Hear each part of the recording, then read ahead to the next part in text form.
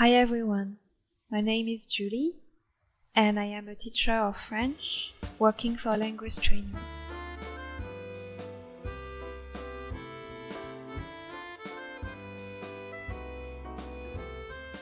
During my classes, I use stereotypes and clichés a lot to make fun of them with the students and understand our cultural biases better. I love teaching grammatical points through cultural and historical subjects. I also insist a lot on phonetics, which can be a struggle for all levels. I work with the communicative and action-based methods.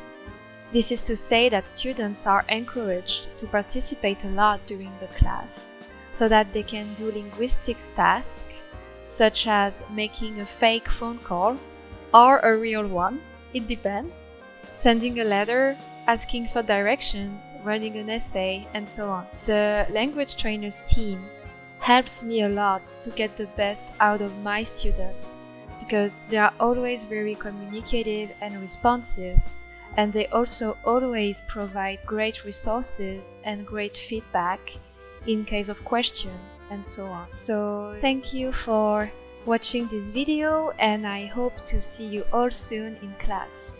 Au revoir!